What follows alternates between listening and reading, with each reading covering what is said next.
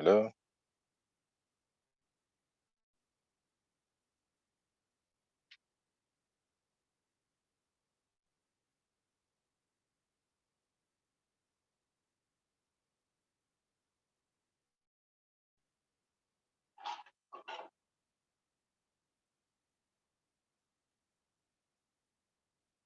Good evening, everyone.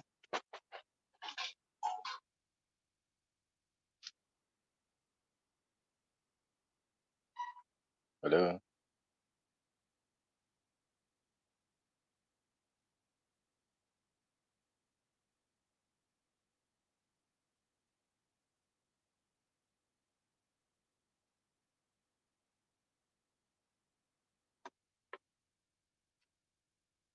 Hello.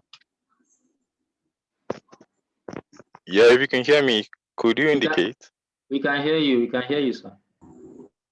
Yeah, so thank you. Thank you for feedback. Thank you for everyone for joining our session today. Our session will be on digital access for economic development, and as part of the Davos Lab Dialogues held regionally. So to start off, I'll start with an introduction of the Global Shapers community. So the Global Shapers community is a network of youths.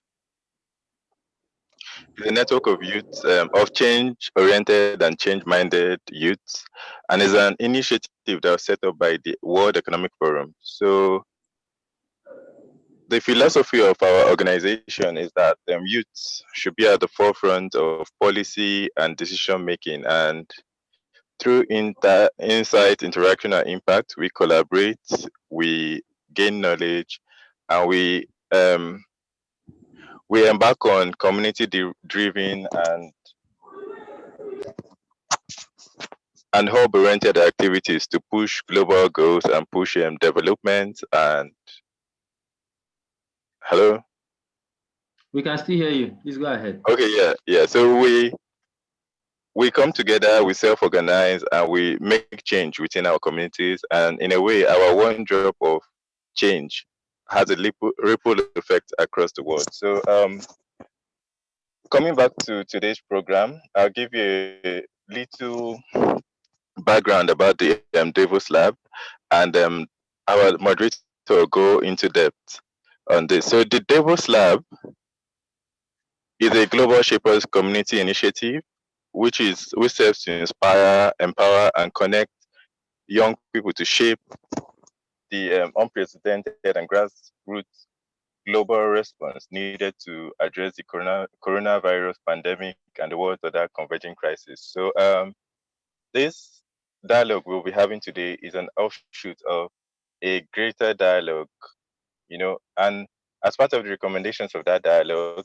the next step was to get the perspectives of youth and stakeholders from around the world. And these perspectives will be aggregated into a youth-driven recovery plan that will be launched on International Youth Day 2021. So at the end of this session, we'll be sharing a survey to get your feedback, and we'll also be ensuring that your voices are not lost in the crowd. That would give a feedback on your perspective. So we are to focus on a selection of 10 pillars, but today's pillar will be on digital access. So we've all heard of the digital divide, at least most of us, and the fourth industrial revolution. The digital divide is mostly talking about technology poverty, where due to infrastructure and rising costs, there's a wall between us and the access to the digital world. So our focus today is to talk about how the government, how private individuals can contribute towards ensuring digital access so that we in this region can leverage on the benefits of the digital world and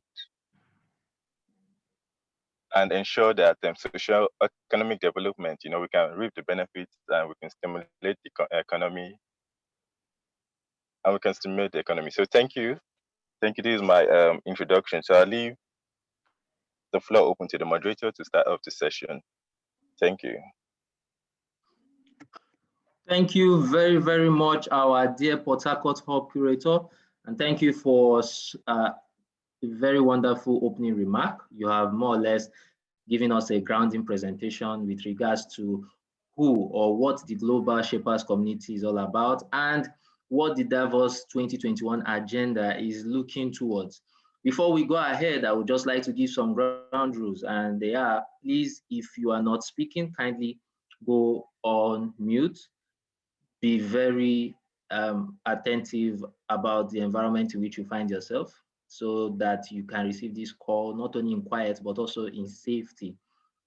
If you have any questions or comments, be free to use the chat feature, as well as you can reach out to either myself or the curator's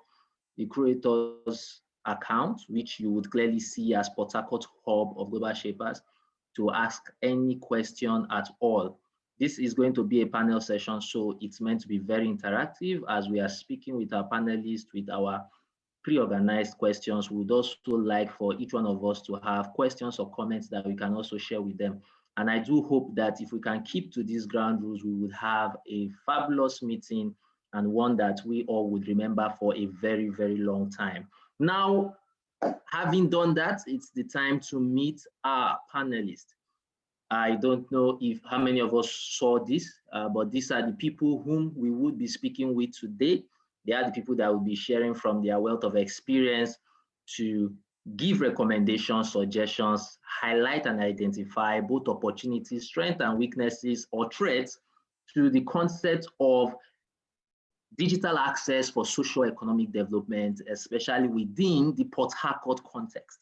And we have before us Gideon Nyenwenyi, who happens to be an AI engineer and is the lead at AI Saturdays Port-Harcourt. He's also a student ambassador at Microsoft, a campus expert at GitHub, and co-organizer at TensorFlow User Group Port-Harcourt. Akelachi Keje is a program coordinator for the Early Flight Academy that looks to developing public speaking, leadership, and entrepreneurial skills in children within the K-12 range.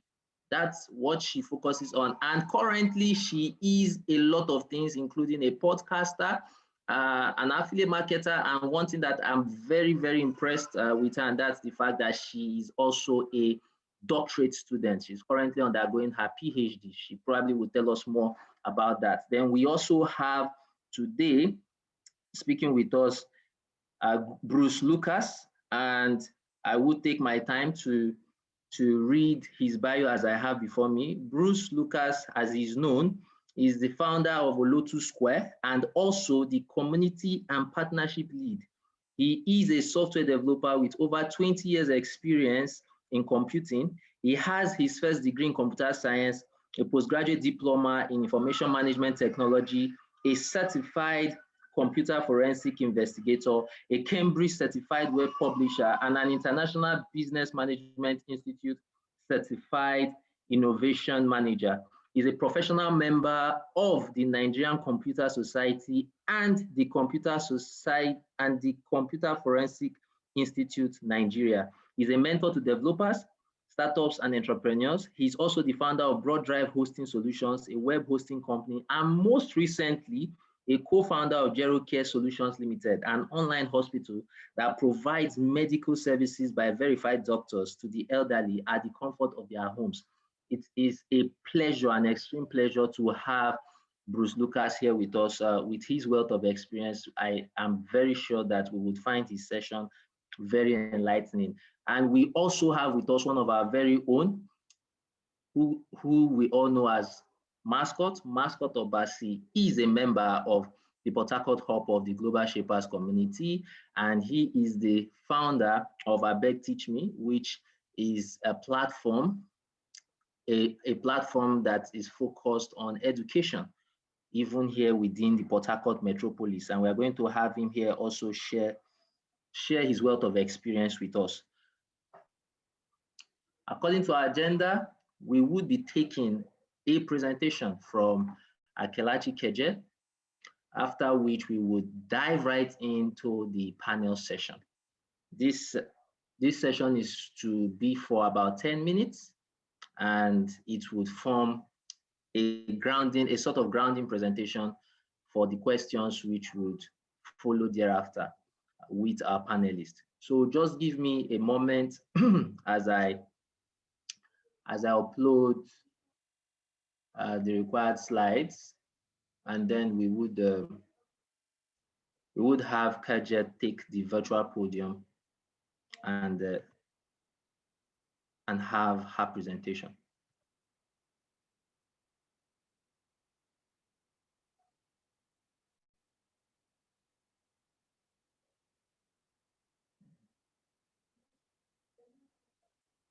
Apologies, my system seems to have just frozen. Okay.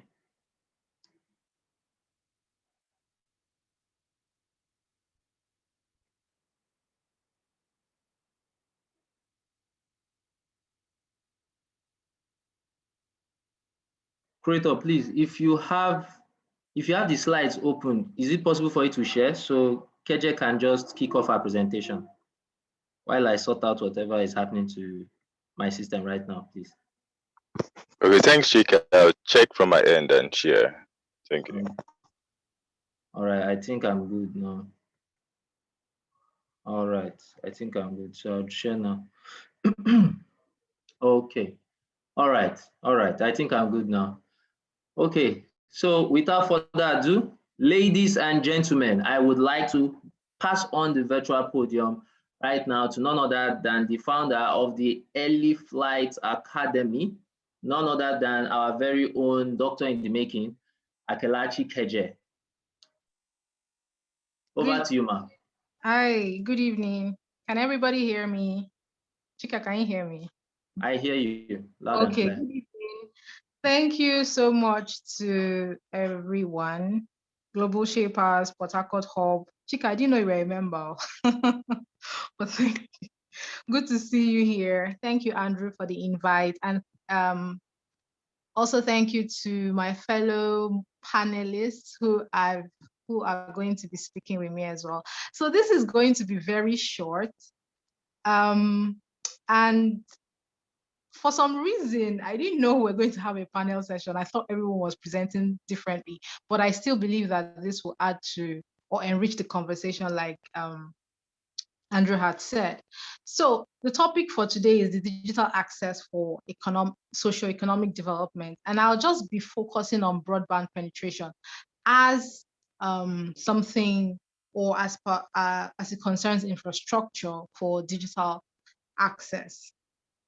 Next slide, please. That's a picture of me, obviously, working remotely enabled by internet.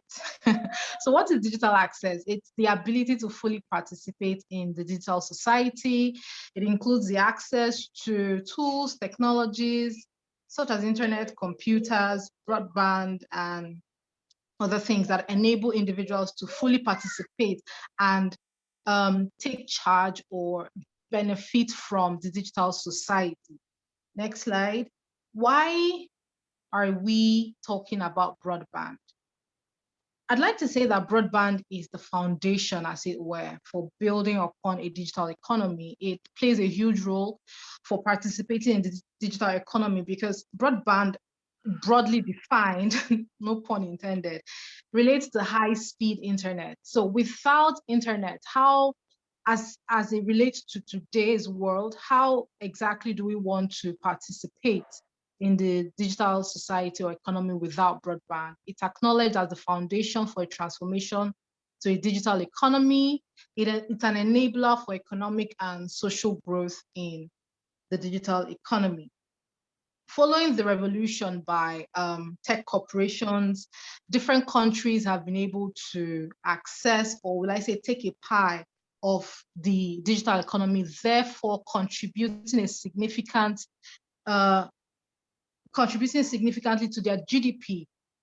Previously, we had companies such as Exxon, traditional firms in banking, in retail, dominating the most valuable companies list globally. But right now, if you look at it, it's obvious that we have tech companies dominating that list. They've been able to topple traditional firms, so that we can see that is the rise of the digital economy fueled by technology, is what we call the fourth industrial revolution. Broadband has also helped, or is also helping, to support existing sectors, education, shopping, healthcare, government and citizen interaction. And this was seen as most important recently due to the COVID-19 pandemic. A lot of people saw how almost everything moved online. People had to start working from home during lockdown. Some cities, some countries are still in lockdown, so they leverage heavily on their broadband infrastructure. Next slide, please. Of course, GDP growth, like I stated earlier, tech firms, tech corporations have been able to contribute significantly to their GDP. And research has shown that with every 10% increase in broadband penetration, developing countries can also increase their GDP by 1.3%. And this is coming from a study. Next slide.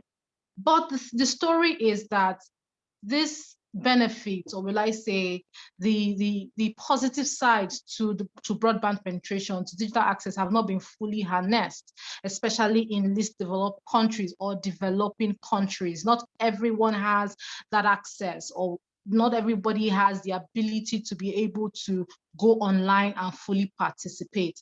Not every economy, not every individual, not every geography has been able to unlock this digital economy. And this digital divide is usually found along income lines. Next slide, please. Income lines, race lines, gender, but I'll focus on geography for today. Developed is like a competition between developed and developing countries. We also have the rural versus urban dichotomy as well in accessing the digital economy.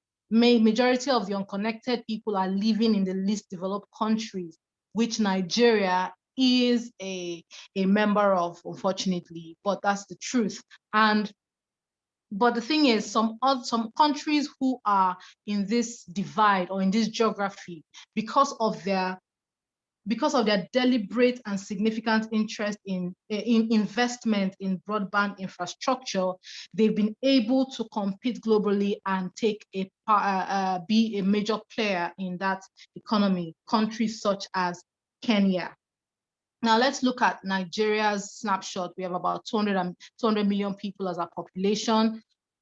Currently, as of 2020, late last year, the Minister for Communications said that our broadband penetration stands at 43%. I'd say that this is a huge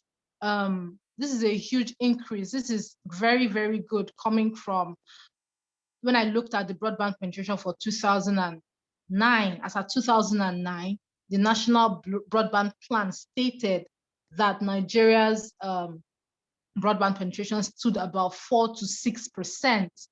And that data, or that position, had been there for quite a while. So coming from 2019, it was about 33%, and now 2020, it's 43%. So that is a huge increase, and that's commendable on part of the Ministry of Communications.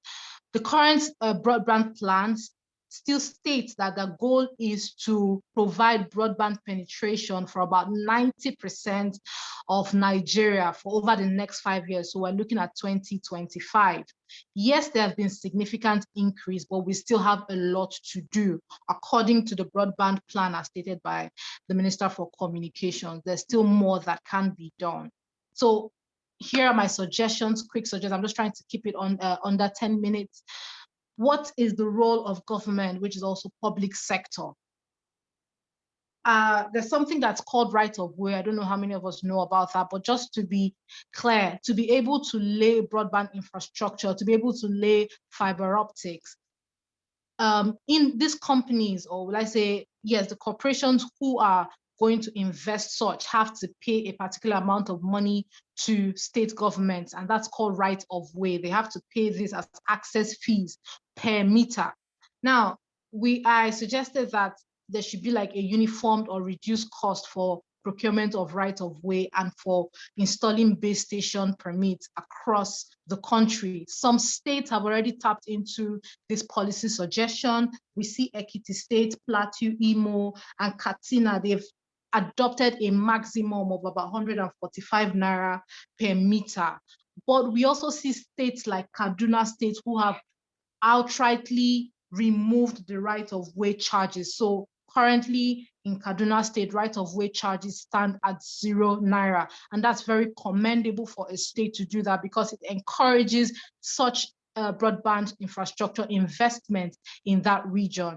Another suggestion is a 5-year tax holiday to incentivize investments in broadband infrastructure. We know that infrastructure such as these are very costly, and it is a business case. So putting up the business case for individuals or for corporations to come in and actually build up such infrastructures, government should help them by giving them that tax holiday so that they might be able to recoup or recover their investment capitals and then look forward to profits. Another, or my final suggestion that government can tap into is the dig once policy. And I came across this policy while I was a member of the Port-Harcourt Broadband Committee, something we'd like to call the Port-Harcourt Broadband Committee. And I was tasked with research to look at cities that had successfully installed broadband in their states. And Calabar of Cross River State consistently came up in my research. And they introduced something that was called the dig once policy.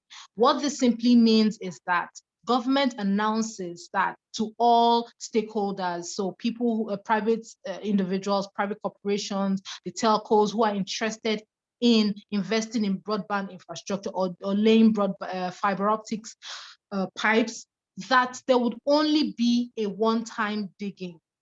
So if you want to be part of if you want to partake in that sector, and you have any plans of laying fiber optics as an organization, as a company, you have to do it within the time frame, within the window period has been created by the government. If you miss out on that, you've missed out on it because they're only going to be digging up the state once. So that is also a way to ensure that all interested parties utilize that initial investment opportunity. And that was done. I saw that as a case study in Calabar. So when any organization that misses out of that, they wouldn't want to miss out of that. Any organization that misses out knows that they have to rely on an organization that took part of that investment opportunity, and that will usually be their competitor. So especially telcos, they wouldn't want to miss out on that, and then all hands would usually be on deck to build that broadband infrastructure. So that's it for my short presentation. I've already shot over the time, but thank you so much for listening, and I hope that at least for those of us who were totally alien to the broadband penetration snapshot as it stands in Nigeria, this was something of value to you. Thank you very much.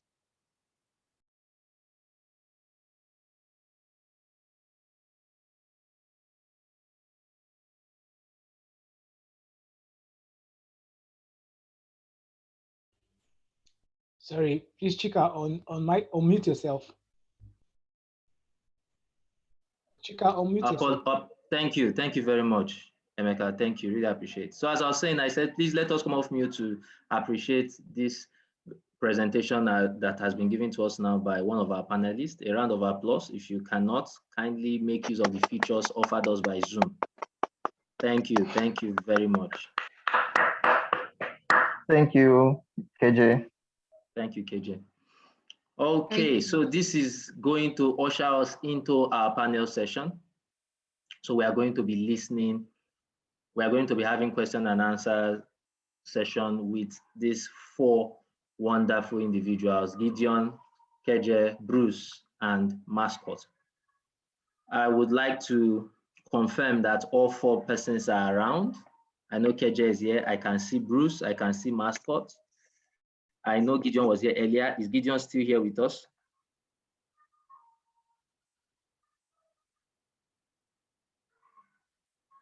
Is Gideon still here with us, please?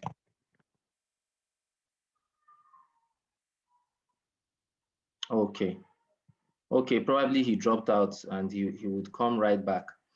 I can see he's here, and his mic is unmuted, but we can't hear him.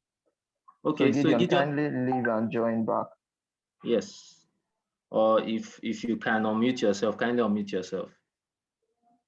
Okay, so we're going to have a conversation now for the next 45 minutes. And I would just like to, first of all, start by asking each of our panelists in order to give us a little introduction to themselves. We had read their bio, but they give us a little introduction to whom they are and the great work they are doing, and then open up by explaining to us what they think about the topic with reference to our third pillar, which is digital access for socio-economic development. What do they think about the theme? Are there any identifiable strengths, weaknesses, opportunities, and threats, especially in our national and state context here in Port-Harcourt City? I would like to call on Lucas Bruce to give us the honors of opening up this conversation by introducing himself and giving us his own understanding or his personal introduction to the theme, digital access for social economic development. Over to you, sir. Hello, everyone. Hello. My name is Bruce Lucas, and my bio has been read earlier, though it made me look very big. But I'm just one humble fellow interested in tech and doing everything I can in tech. So straight to the topic, digital access for socio-economic development. I'm a strong believer that tech has brought a level playing ground for a lot of people. So what we call small businesses before would be the barber, would be the person that sells granite on the street, the aboki, the lady that makes beads and sells while hawking. What we know as small businesses before were businesses within a particular income range that wasn't so much. But right now, what you would call a small business can be a student in school that has opened up a platform on Instagram where she sells items from China to an audience in Nigeria and even beyond.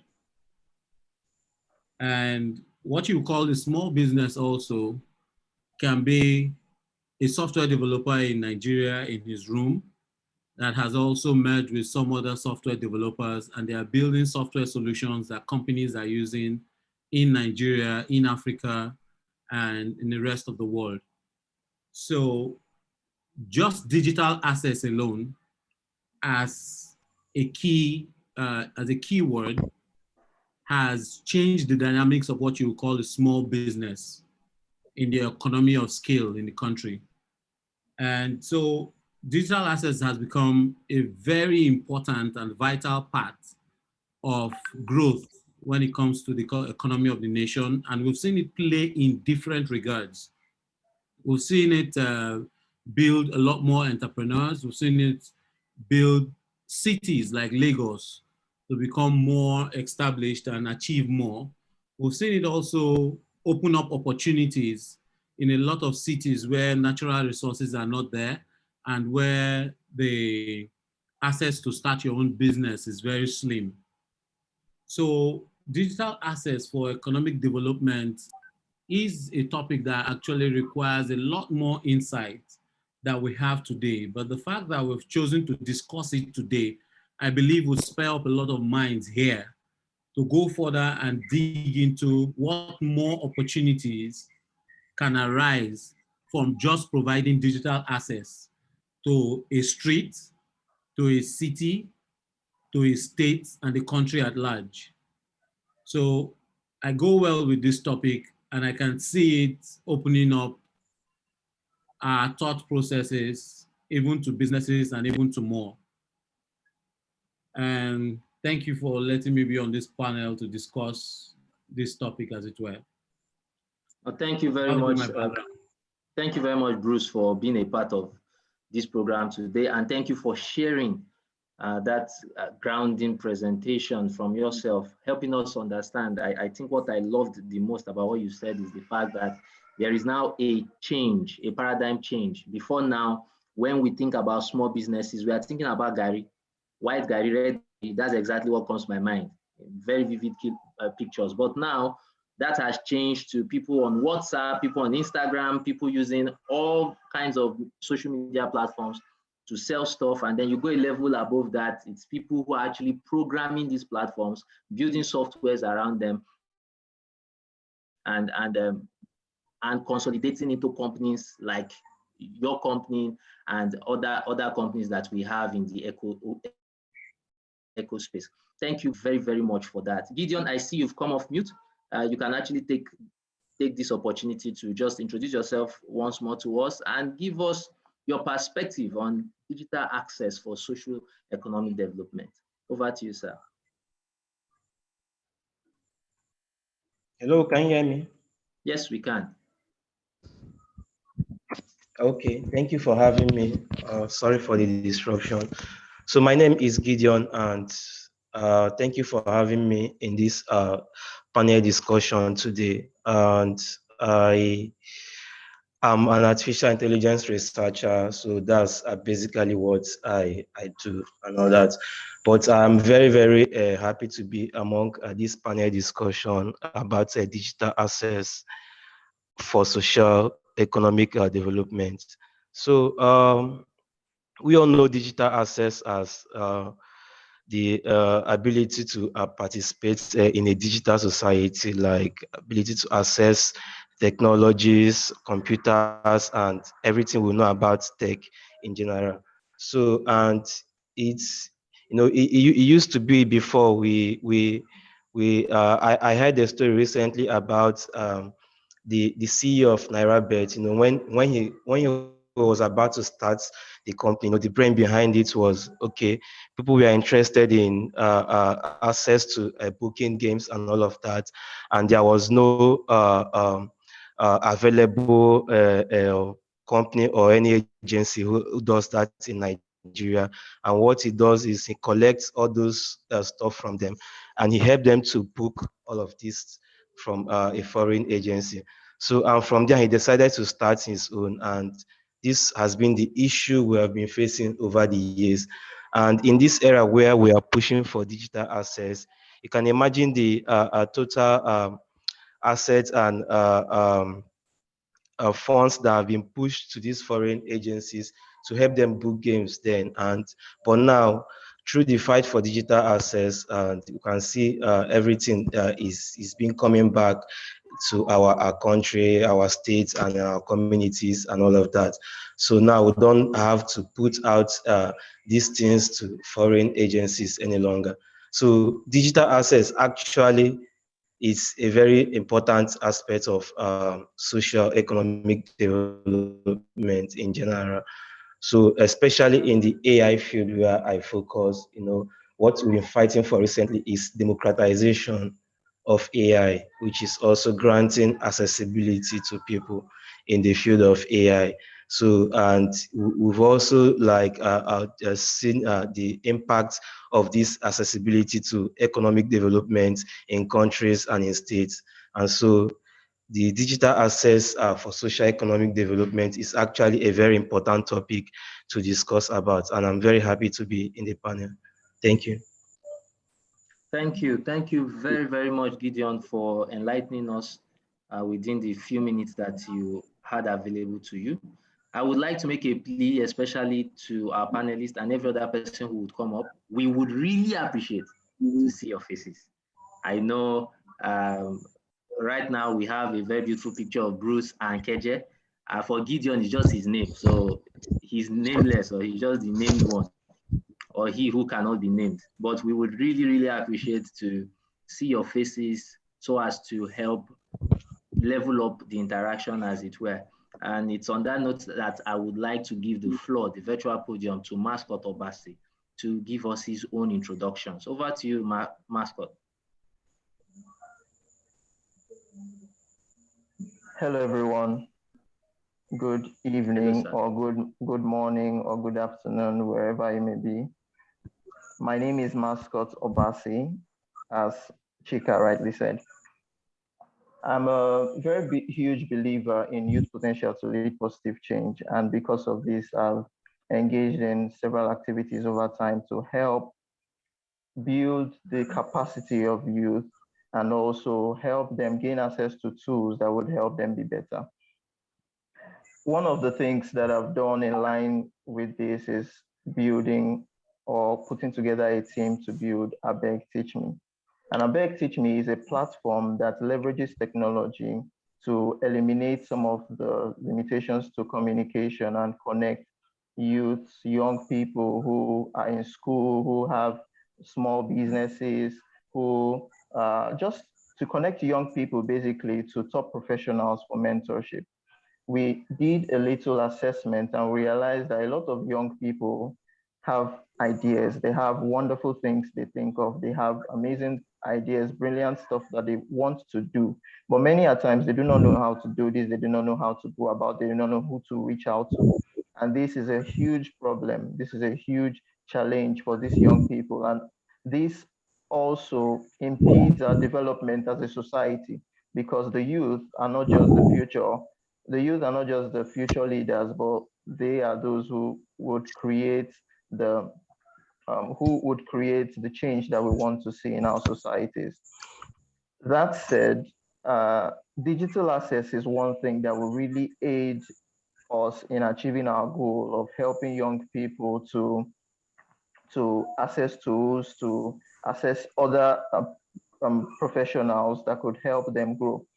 And this is why it is so dear and so important that we improve digital access for people generally.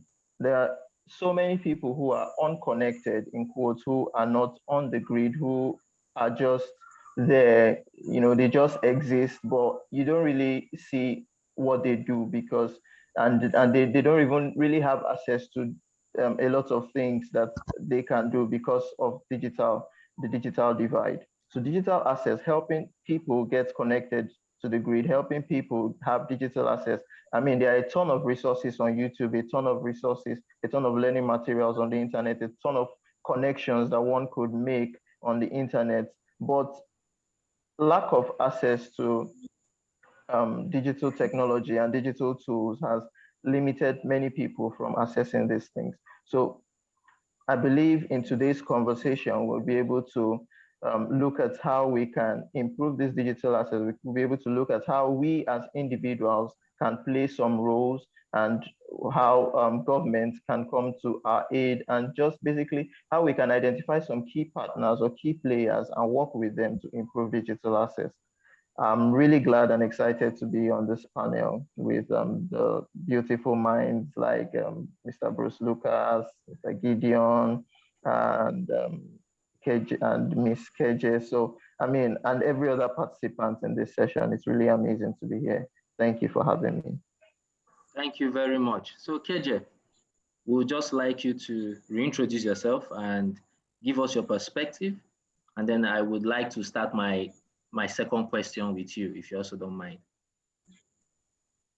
Okay, so reintroducing myself, my name is Akela Chikeje, and I'm currently the founder of Early Flight Academy, an organization that is committed to raising Africa's next generation of entrepreneurs, innovators, leaders, and change makers. And we do this by creating an out-of-classroom learning experience for young people within the K-12 range, like Chika said, teaching them on tech, entrepreneurship, financial literacy, and other things. So that sector alone shows how is one that you can really see the importance of digital access in, because it's an educational, as it's the educational sector, it's learning, and learning is a lifelong engagement. So for me, digital access is very, very, very important. It gives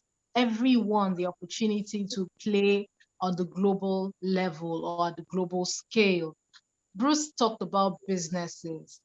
someone in their little room or in their little hostel in Port-Harcourt can build a business online, leveraging their tools, digital tools, to build a business that can even go global if they so desire, or have the global connection, so importing from China or importing from the US. That's the power of digital access.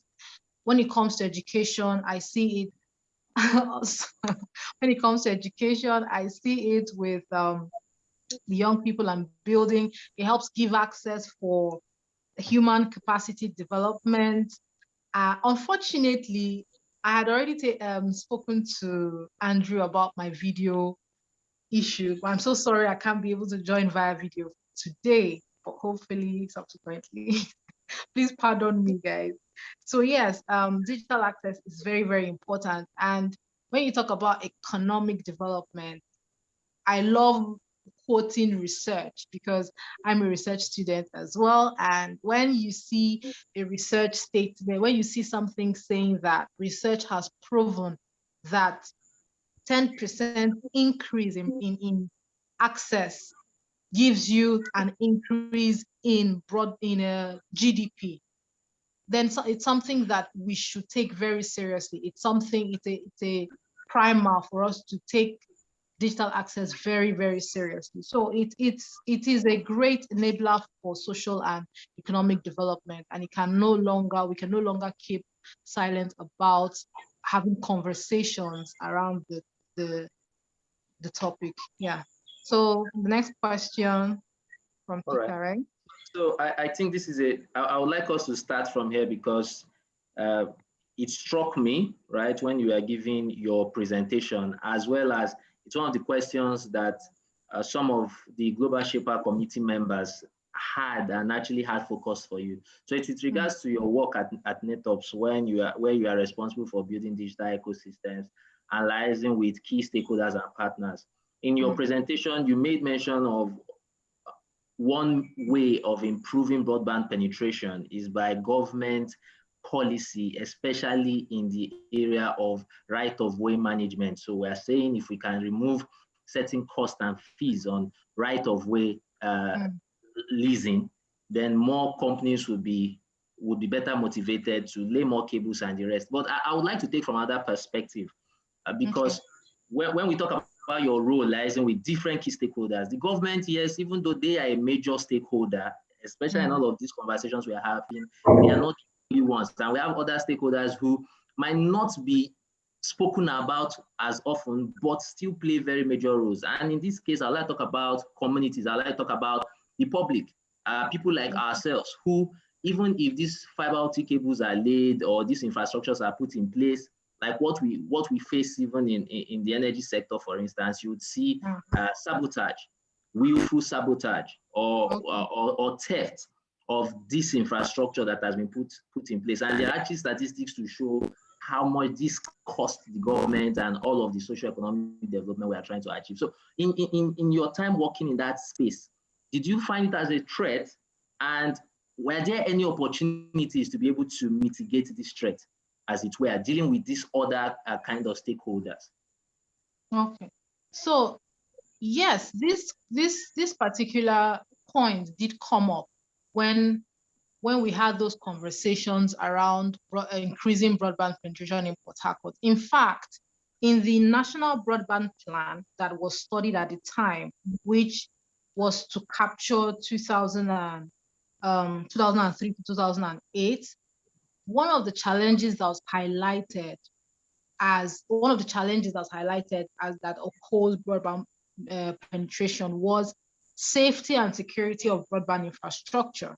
So it's good enough, or it's not just good enough, that we create policies that enable laying or building these infrastructures. So how about securing these infrastructure that has been laid? Because to be honest, it does cost a lot. It takes a lot of capital to install these things. So yes, that did come up.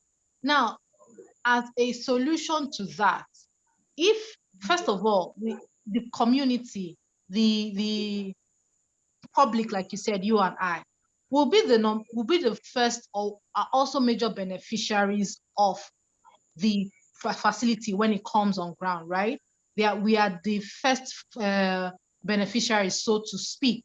So we talked about, or we explored some options. Obviously, things have to come from policy side as well. So government putting in a budget for securing and for the safety of this infrastructure. So that's one in policy. Then when you talk about community involvement, creating that awareness about the importance of this installation, of this infrastructure, making them understand why this infrastructure is here, the importance of this infrastructure, showing practical examples of the importance of this infrastructure. For example, you have community drives that explain to the community that this broadband or this internet will help students in this particular location access global or standard educational materials, helps them for their assignments, help them in studying actually. So that one, you've shown them a key reason why they should be involved in safeguarding these infrastructure. So that's just an example. So, but involving the community and also creating like area hotspots. So for example, you say, okay, for this area, we're going to have this hotspot for Serumu Biakani, or you have this hotspot for Choba community.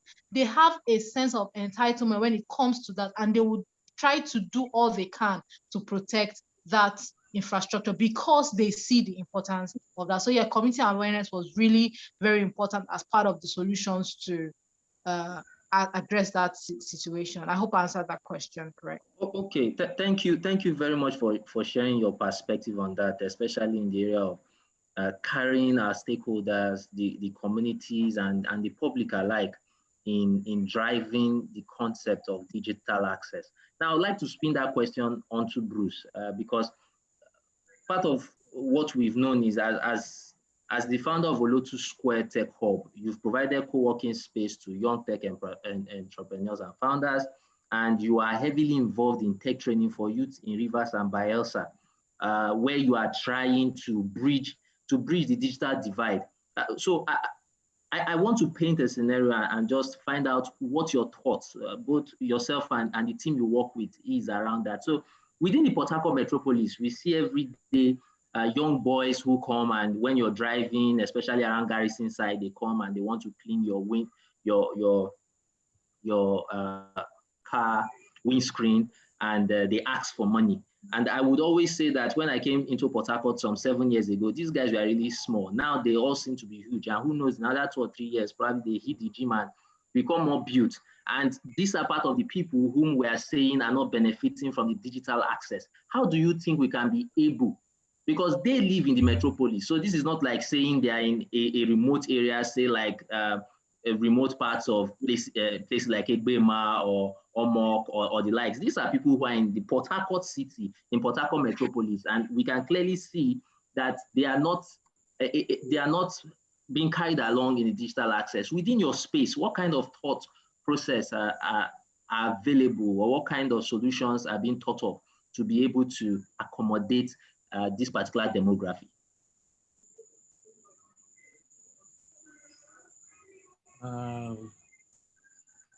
That question was like a media man asking a politician. What? Frankly speaking, to call a spade a spade, you cannot be discussing digital access to somebody that is hungry. You cannot. Very, very, very true. It's basic. You cannot discuss digital access. You cannot even discuss any opportunity that is not bringing food on the table immediately. Discussing opportunity that is bringing food on the table later is still far-fetched for that fellow. So we're looking at people that are hawking, people that are hustling off the street. These people are looking for the next bread in their stomach. They're looking for what to get to put food in their mouth that moment or that day and the next day. They're not looking for digital access that seems to be far-fetched, a skill they have to learn for a period of time and so on. So digital access is not a conversation they are ready to have with you. except there are certain levels of guarantee as to how they will get to feed while they have that digital access and look at the bigger goal. So this goes beyond even the streets. There are a lot of people, that are through from school, like SS3, and they're waiting for JAMB or waiting for admissions or have missed out on the first set of admissions and are waiting for like a year to write the JAMB the next year. And they're idle at home. They end up going to sell in boutique. They end up going to sell in shops. They end up going to operate POS for 1 year. They end up going to do a lot more things that are menial enough. They end up being cleaners in a lot of companies just to spend 1 year and then get to school. So if you try to get these people into an organized system where you can give them digital access and give them training in tech or so on, you would find out that these people still don't have the means to transport themselves from their house to where you want to organize this training for them, right? And they don't also have, most of them don't also have the right amount of support from their parents to do likewise, because their parents are also expecting them to do something that brings money in and not rely on them completely. So there's the basic hunger of getting the stomach filled first before you think of digital access for them. So whether they're in the city or they're in the villages, the opportunity is equal to them all if the digital access is there. However, the primary pain point for those category of people or those demography of people is the fact that they are hungry. And so that has to be handled first before digital access conversation goes to them. However, there are still some other category of people that digital access is their primary problem. I hope that answers your question. Very, very, very well, very well. So I would like to write on that. How have you been able to identify those who at least has moved a step higher than being hungry, and also have the needed support to be a part of the digital access conversation? And how can we search out for such persons? Because you've done very well now to clearly stratify that, look, there are pre-existing demographics, and that goes even beyond the scope of our conversation. But then how are we able to know those who are ready for the digital access journey and connect with them? So because that's what you've been doing. So how do we identify those? Okay, so my identification started with looking for those that need a job, right? So if you get to look for people that are job seekers, right? And most of them have been looking for jobs for months, for years, some of them for years. You would see that they have a driving passion to get a job. And some of them are particularly interested in tech, which is the area where I play.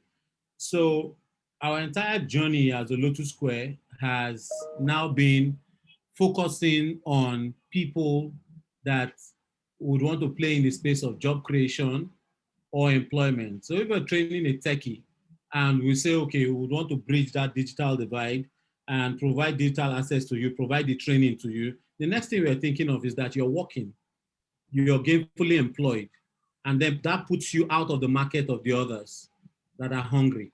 Then if you're looking to create a startup, then we're putting you out to create employment for people that would work with you, and then also take another set of people out of the market. We have never been interested in kids, but we've also participated in supporting Kids Code Camp, supporting teen coders, supporting a lot of teen organizations that are involved in coding. But we particularly, you will have never seen a Lotus Square put out something for kids to come and learn how to code, because that's not where our strength is. That's not where the foundation of what we are building is. If you visit the Lotus Square website, it's boldly written there, building success stories. And that's what we are looking for, because we believe if we build success stories, then we can get other people to model those success stories. We can get somebody in JS1, look at that success story and say, that is what I would like to become. And so that's what has been our guideline, even to decision making, even to the kind of events we organize, even to the kind of people we bring into our internship, industrial training or mentorship programs. We make sure that it is geared towards building a success story that someone else can model. So in that regard, our programs or what we do is very specific for people that want to get jobs or create jobs. They form the crux of the demography of people we attend to, as it were.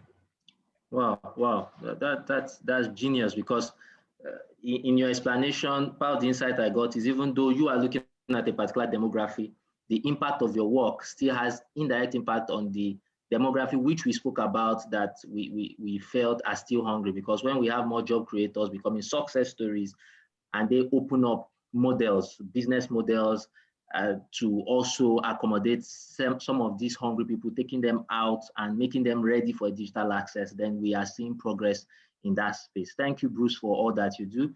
It's really, really appreciated, really appreciated. So, Obasi, having seen that you are a builder of innovative technology platform, Abeg Teach Me, that tries to enhance youth education and mentoring, what was the challenge that led you to thinking you needed to connect people in this particular manner, and what kind of challenges have you faced over the time that you have had to lead the team of Abeg Teach Me? Okay, thank you, Chika, for a wonderful moderation so far and for the question. So the journey to Abeg Teach Me first started from my personal experience. As a young person, before I even got into the university, I had some brilliant ideas. I had some things I wanted to work on. I had some businesses I had even identified that I wanted to develop, but I didn't know how to go about that. In fact, I even had, I was like a very good student in secondary school, all those people that would have like 7 A's and all that kind of stuff. So with my secondary school record, I could have easily qualified for an international scholarship and all of that, but I didn't know how to go about it. I didn't know who to ask. I didn't know how to do that. And that was how I lost out on most of those opportunities. And yeah, so that was my personal experience that brought me on to start up Abeg Teach Me. Now, looking at the experience of other people, checking data, I realized that there are many other people like myself who have experienced this. It may not be in the educational sector, it may be in their businesses, it may be in their in any other area of their life. And these people basically need people who they can talk to, who they need professionals who they can speak to, who can actually impact them within just maybe 10 to 15 minutes of having a conversation with these people. And that is why we went on to start building Abeg Teach Me. Another reason we decided to build Abeg Teach Me is because we realized that many a times top professionals are people who are busy, yes, but because of the wealth of experience they have, because of how they've had to rough it up, many a times they kind of look for young people who are willing to learn, young people who have the tendency and capacity to actually who are teachable, and they want to help these young people to do better. They want to help these young people to scale through the hurdles they have already scaled through, but they are most times pressed. They are in most instances they are pressed with time. Now, how do we connect these professionals to these young people who are also looking for each other? That is where Abeg Teach Me comes in. So that is just basically the journey to starting Abeg Teach Me. Now, while developing Abeg Teach Me, the challenges we faced.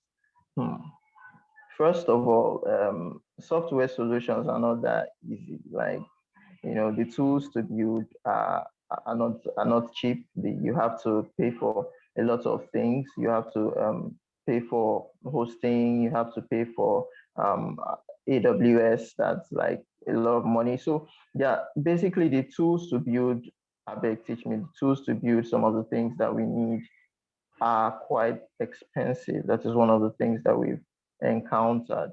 Another thing is, like every other startup, working on your model and iterating as you go. That is one thing that has affected us. We have the initial idea, we have the initial model we started with, but as we continue to work, as we continue to build, as we continue to solve this problem that we had initially identified, we realized that the problem, the real problem is quite different from what we initially thought was the problem, what was the challenge. So these are some of the things that we have encountered. And as we go on, we keep changing, trying to improve and trying to be better. Another thing, another challenge we have encountered is um, access to some materials, access to some data, access, Nigeria doesn't really have a very good database where you can just quickly go to a research that was done by someone and get that data to, improve. You have to start doing surveys, you have to start from the scratch.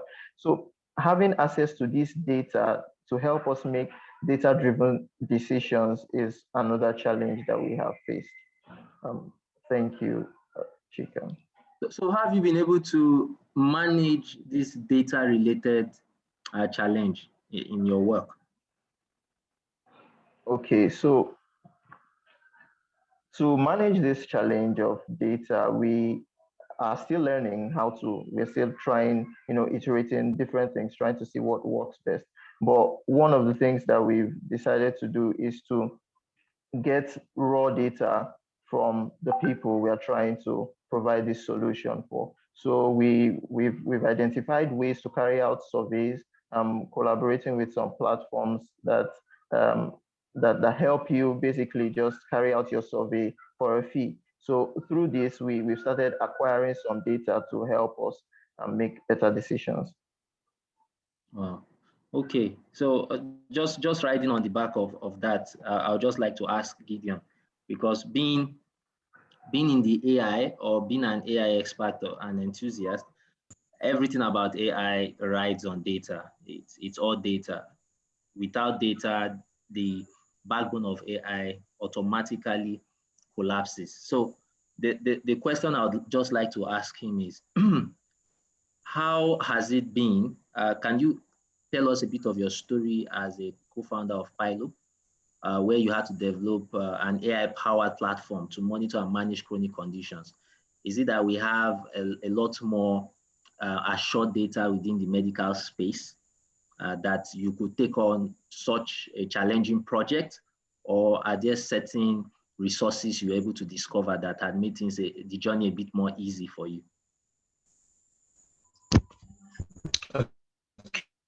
Thank you very much. Can you hear me? Yes, we can, Gideon. Okay. So, as Mascot was saying, data has actually been a very big issue especially in Nigeria, Africa, and all of the rest. But much more than data, there is an even bigger issue which we have, which is domain expertise. It's one thing to complain about data, it's another thing to have experience about the particular area you are actually venturing into. So will you even know the right data when you see? How do you even recognize that this is the right data for me to utilize for this project and all of that?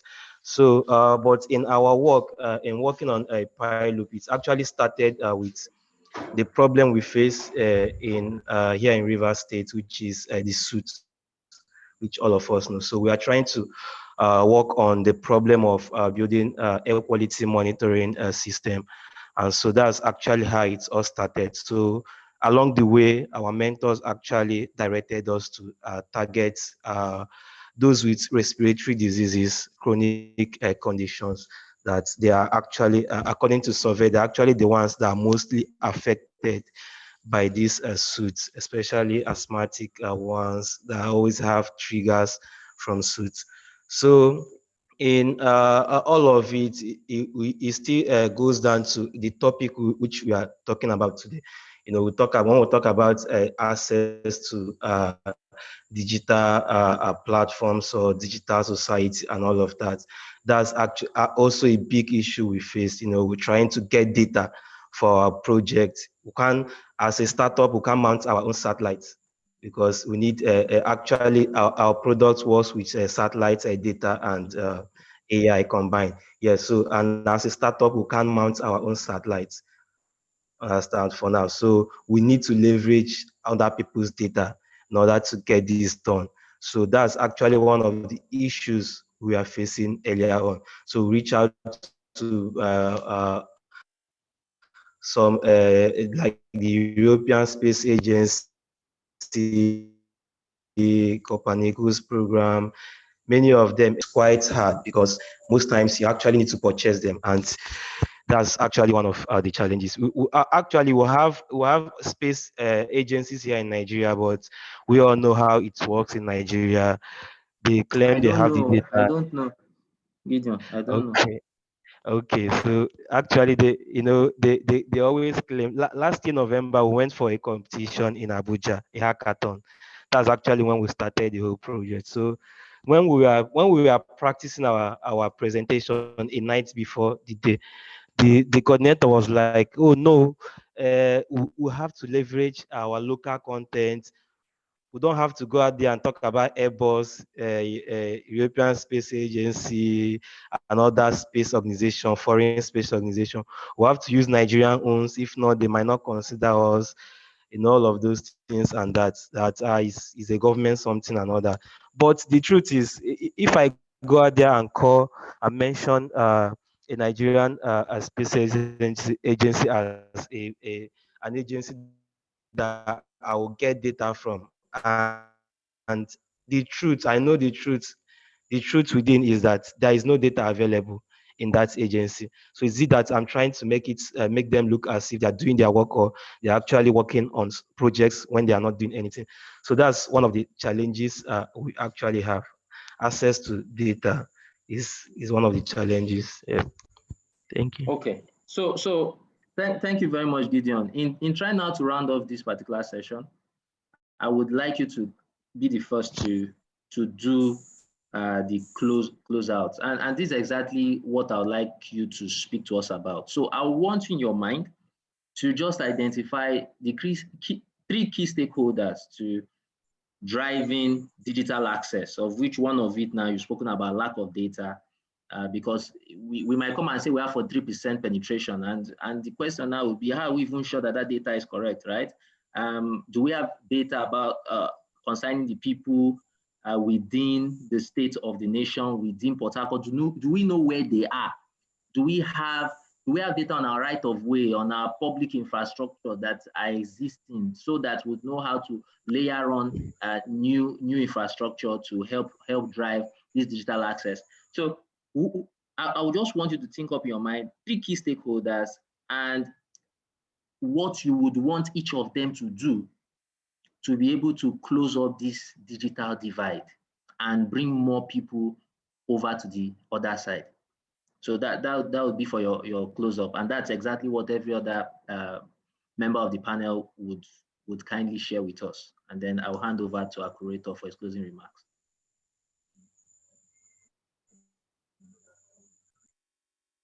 Yes, Gideon. Can you hear me? Yes, we can hear you now.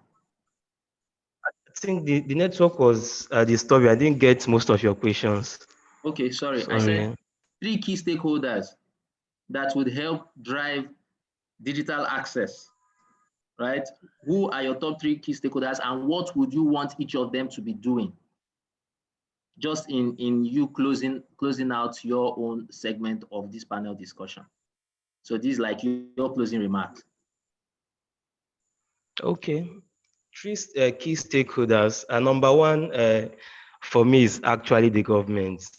You know, I think it has always been the government in most these things, because no matter what you do, no matter how we discuss here, and no matter anything we come up with that we are trying to use to drive this digital access and all of this, if they have their own policy which goes against that policy we are coming up with, it cannot work. So I think that in working on stuff like this, like the digital access, the government has to be involved. Most actually are not helping matters. Maybe they are not getting involved, or trying to push this movement of digital access. They are just digital access and the rest. Most times it's not really their fault. Most times they don't even feel like they are doing the right thing and they end up in also looking at the government. We should also come up with ways we can also try to make them understand, like try to reach out and not just sit back and feel like okay they are actually against every stuff we are coming up with, but also try to get them involved. I know it is a hard thing to do, especially in Nigeria, but it's actually possible. Other nations are actually doing it. Get the government involved, let them let make them see the benefits of this movement of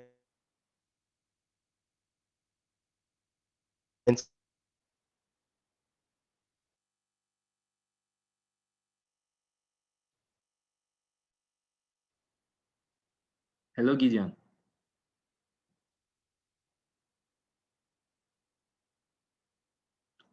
Okay, I think we've lost Gideon for now. So I will just move on to Keje while we wait for Gideon. most times they can you hear me? Go ahead now, sir. Okay. So I was talking about our key professionals in the technology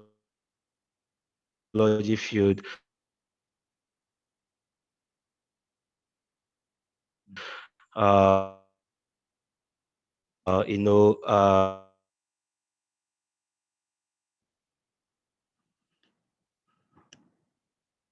So this is a sure example that even those of us who think we have they digital also are access. part of the movements. So I believe, can you hear me? We've been losing you, sir. Our broadband is not wide enough yet. We need more digital access.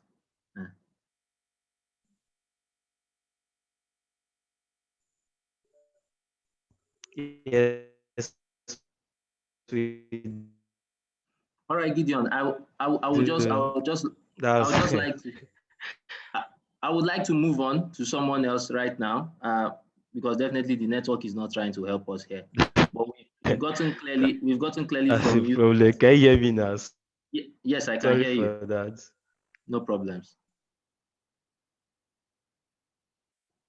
So we've gotten from Gideon that yes, the government is one of the key stakeholders. And then something he mentioned very interestingly, he said, let us try to have discussions with the government. Let us also be able to come together, tech professionals around the country, around the state.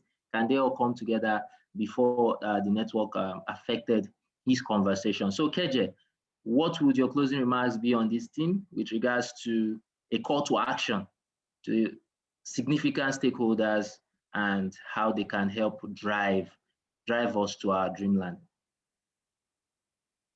Okay. Finally, I would still say a very, very big thank you to Global Shapers for this conversation.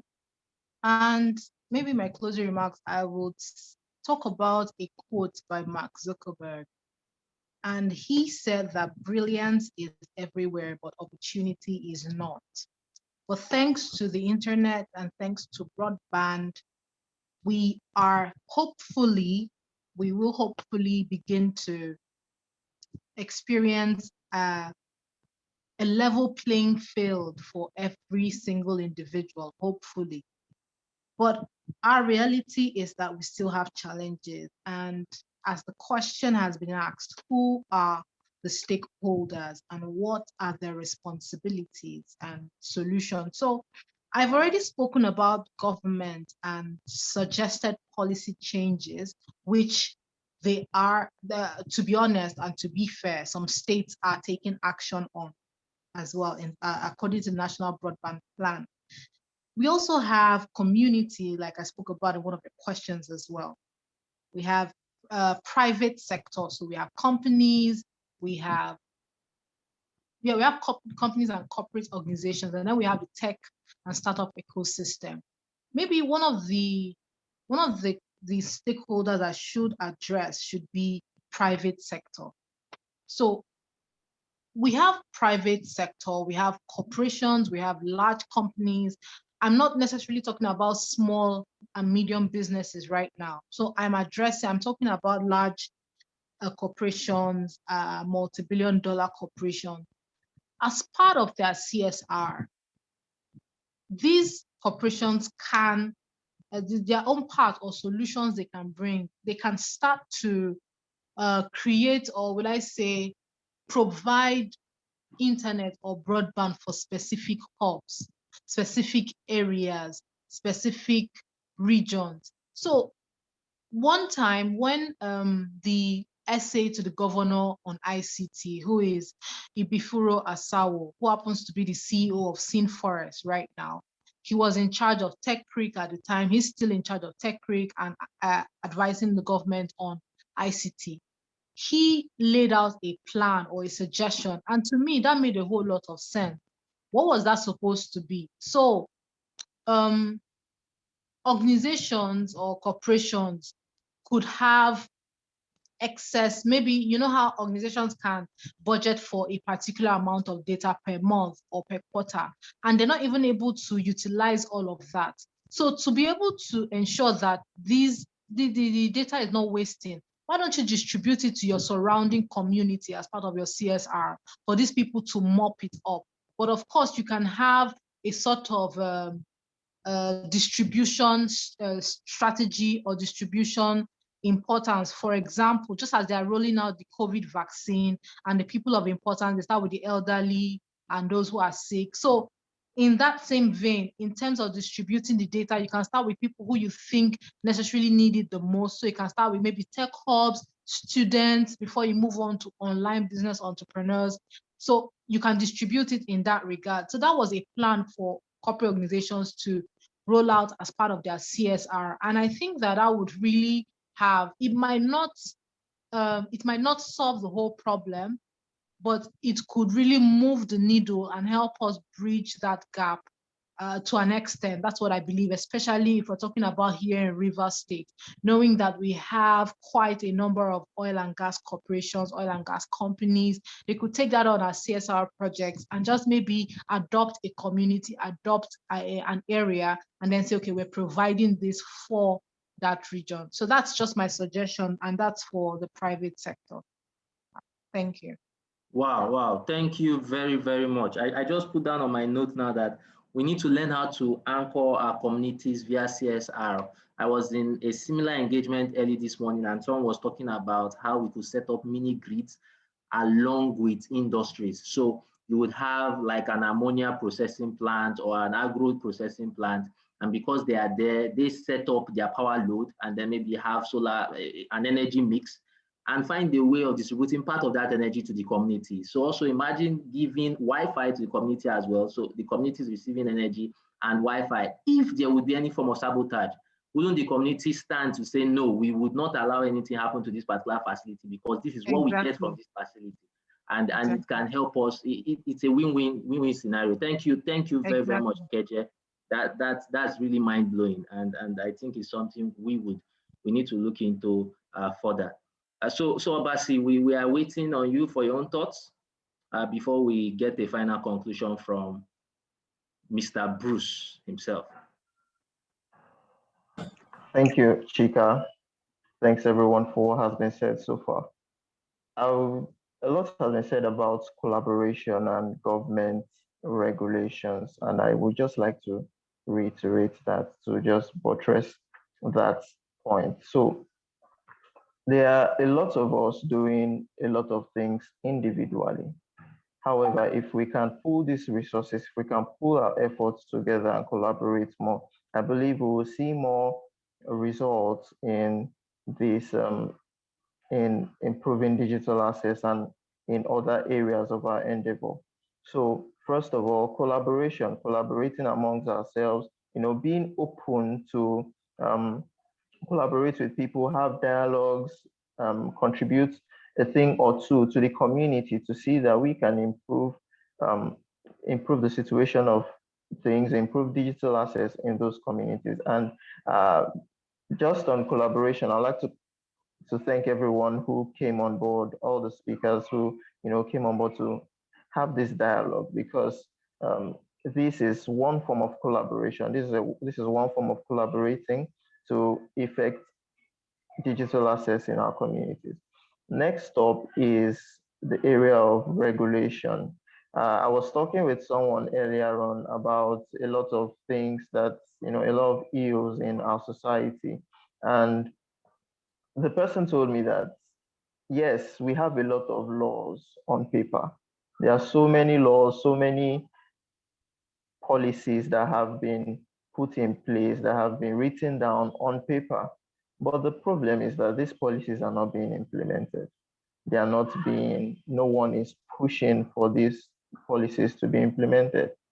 So he was like, if Nigeria can implement half of what we have in our laws, half of what we have on paper, if we can put them into put them in execution and start working on those things that we have on paper, at least like 70% of our problems will be solved in this country. But then someone somewhere is benefiting from the failures of our society. So they would not actually implement those things that have been signed. Every day people have dialogues, every day people come together to have this conference, this convention.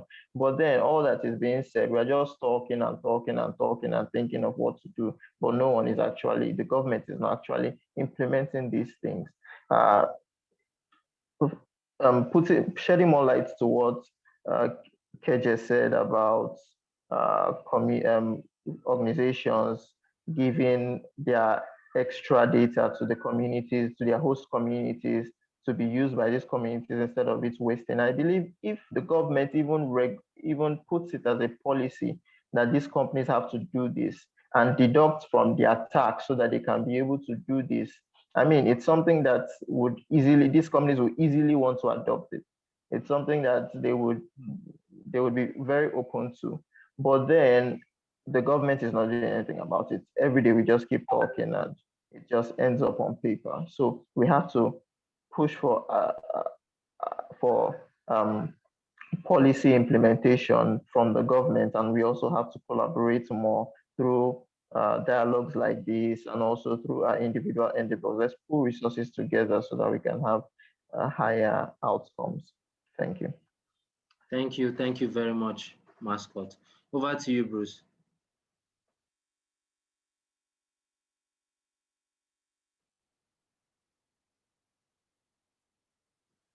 Hello, Bruce.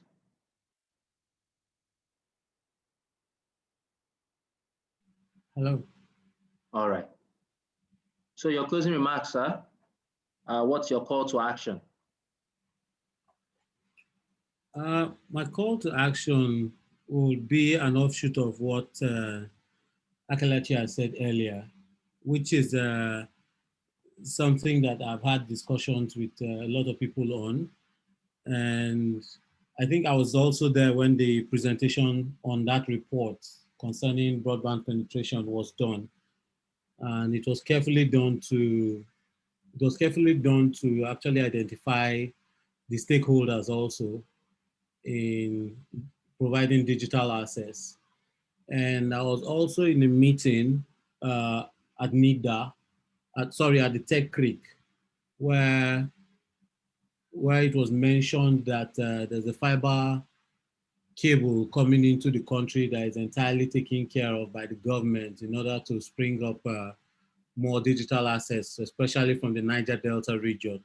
It's actually a West Coast trunk coming through the entire countries of the West Coast, past Nigeria to Togo and so on. I don't know how that story has gone so far, if it was just in English language, but I was in that meeting concerning internet exchange that was mentioned, and it got me excited about what will happen in the nearest future. But what we have available now that we call digital access is mostly provided by the telcos. And as we know, the telcos are regulated, but not regulated enough to even give us the value for what we pay for. So the interest of the NCC is to a level where they can just create justification for their office and their salaries. However, millions of Nigerians are still complaining about the amount of data they pay for and what they actually get. And the hungrier we get about digital access, the more ripped off we feel in in that area, the more rip-off we feel, because once we pay more for the digital assets and we don't get it, we're frustrated.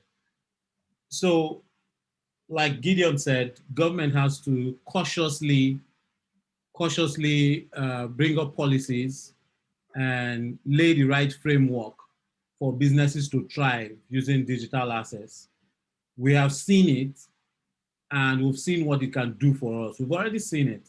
Even the political class that have paid a lot of numb ears to what the youths need or what people need in their businesses, they have seen it play out negatively to them during the NSAS protest and during some other issues that have come up in the country.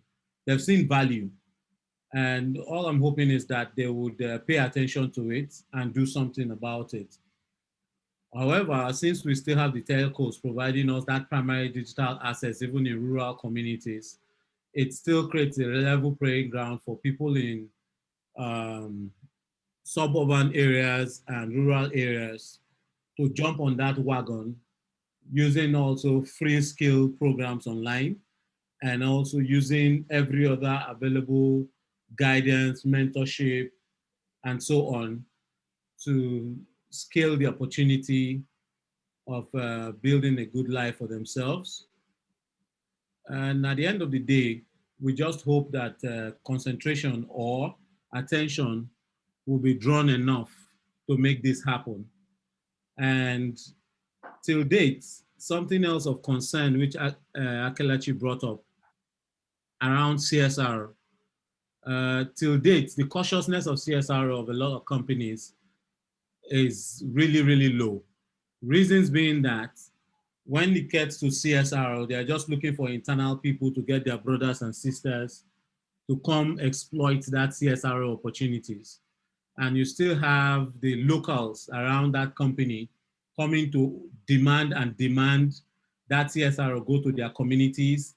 And it is not geared towards an exact development goal, even for the community. It's geared towards making sure that somebody has a contract and does not become a nuisance for the company. That's the way it's just modeled. It's not modeled towards an exact development goal. So that cautiousness needs to come up somehow, and people playing in that sector needs to pay attention to see how they can make companies work with a common goal. Some states have also drafted certain agendas that will make all the companies align to that agenda, and so their CSR goals are always aligned to that particular sector or that particular goal. And I think River State can do the same. A lot more states can do the same and say the girl education is what we're most important in this year, or we're most important about digital assets this year. And so in order to promote digital assets, which is the goal of the state, some companies can offer free data for 1 kilometer around their office. And then some other people can set up certain kind of infrastructure as their CSR, or they can go to schools and set up a computer lab, not necessarily giving them the internet access, but actually setting up a lab, and that's their CSR. And that's because the cautiousness have been brought from top to bottom. So there's a lot more that can be done. And I know that a lot of people are working towards that. Kudos to them. And kudos to certain people in government too now that are making efforts towards it. And we all here have played our own part discussing the topic and raising the awareness amongst ourselves and sharing knowledge as to what can be done in this field. And so I thank us all for having this conversation. And I'll still thank you once more for having me on board here. I think I'll sign out on that note. Thank you very much. Thank you very much. And there we have it from our panelists. We've had from Keje, Mascot, Bruce, and Gideon himself. We are still here on the Davos Dialogues for the Davos Agenda 2021. And we have run through. I would just like to give a few minutes to anybody who has any comment to make on what our panelists have said, or any question, maybe 1 or 2 questions before we call on the curator to close up this session for this evening. So if there's anybody here who has any comments, the floor is open for the next 3 minutes.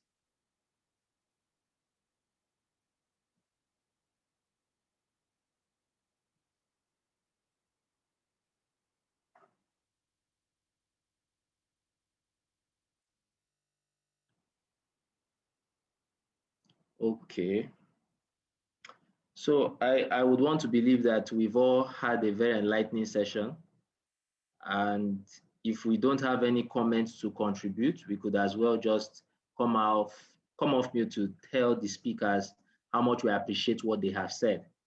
So if any one of us, Randolph, Promise, Deborah, Cynthia, Otto Cannon himself, anyone can just come off mute and just for the next 1 or 2 minutes, help us thank panelists and maybe highlighting 1 or 2 things you have gotten from their conversation this evening before I hand over the mic to the curator of the Port-Harcourt Global Shapers community. All right, Chukwuemeka, I see you're off mute. Over to you. Okay. Okay. Okay, good evening. Good evening, sir. Okay, Chukwuemeka Oluko. Really, I started very well listening to Akelachi, then the speaker's introduction, and before my network began to disturb me. So, but I think I think it has been a very wonderful conversation. I will really follow up by watching the replay and going through the slides better from Akelachi. So I just want to thank all the speakers, Gideon, Akelachi, Bruce, Mascot, for your time, and every other shaper that has attended this. I feel like we having this conversation is like the best for our city at this time. And I believe we'll be able to take action by implementing all of these solutions for the best case in our city. So God bless everyone for your time for this. Thank you so much. Thank you. So I'll connect with all of you after now. Thank you very much, Emeka. So I remain myself, Chika Obani, also known as Uncle C of the Global Shapers community. And as I draw the curtains close on my own session, I would like to place the spotlight on none other than the curator himself, Sir Andrew, who would give us his closing remarks and close the session accordingly. So, our curator, the podium is rightfully yours. Over and out.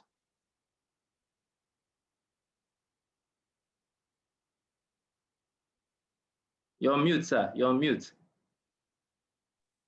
Hello, can you guys hear me now? Yes, we can. Yeah, so thank you, Chika, for such an awesome moderation. And thank you to the speakers for like schooling us like on this topic. There's so much depth to this topic, and I'm glad we could do it justice today. So some personal thoughts on the topic. We've always known that internet is a catalyst to socio-economic development, and the access to internet is the first step to internet is making the digital world accessible. And then with the pandemic, the recent pandemic, the COVID-19 pandemic, we could actually see its importance because people were locked down for a long while, so there was no physical interaction. And we had no choice than to say, had we known, we would have, if we had better digital access, the children could have been learning virtually, the workers would have been working remotely. And due to the failure of policymakers to listen to the clarion call, there were a lot of losses during this time. So we hope that having conversations like this and ensuring that we can make changes policy-wise and in the private sector and through collaborations like this and conversations like this, we can ensure that the digital access is given its rightful place in the minds of and priorities of policymakers. Yeah, and in the point of socio-economic development, we could see that access to the internet, because we noticed pre-2000, like the internet was such a luxury, it was such an enigma to us. But with policies made by the government of Olusegun Obasanjo, we could see how through the GSM companies making internet more accessible, digital access, everyone could plug into its benefits. So now we have people like Instagram comedians. Someone like Lasisi would have been a banker. No one would have known how funny he was. But here he is now, like showing that side to himself. Someone like Burna Boy, Burna Boy wouldn't have won the Grammy because no foreigner would tune into NTA to listen to But through the internet, everyone, could see our Afrobeat, could see our knowledge, And internet too has brought a lot of jobs. Like in the 70s, you won't hear of people like Bitcoin miners and programmers, social media managers. It's actually making the youths like ensuring that they have access to opportunities for empowerment. All you need is an internet connection and you have an access to limitless knowledge and opportunities. So there has been talk, in the wider circles of making internet a human right because at this point we can no longer say internet is a luxury for a select few, but is a necessity for any forward-thinking country. So that's why we're having this conversation. We had 10 topics to choose from, but as a believer in the oil to tech economy, as a believer in technology and its potential for socio-economic development, I and the Global Shapers community, Port-Harcourt, were decided to settle on this pillar. So thank you so much for contributing to this conversation. As a bottom-up organization, that is an organization that brings voices from the grassroots direct to the doors of the policymakers. We have had this conversation and we'll ensure that the findings and the feedback, go to this doorsteps of policymakers and ensure that digital access is given its rightful place in policymaking globally and regionally and nationally. So as part of this program, I'll be sharing a survey in our chat. So the survey is from the World Economic Forum, and we'd like to hear your thoughts, on global issues and your thoughts on this conversation. So I'll be sharing the survey now. I'll be sharing the survey now in the chat function, and I'd like to hear your thoughts and your feedback. And afterwards, we'll still share a short report and ensure that all that we shared is aggregated. So thank you so much for joining. Thank you for sharing your time and your knowledge with us. And thank you for enriching the conversation. Yes. So thank you, everyone, and good night. I'll share the survey now.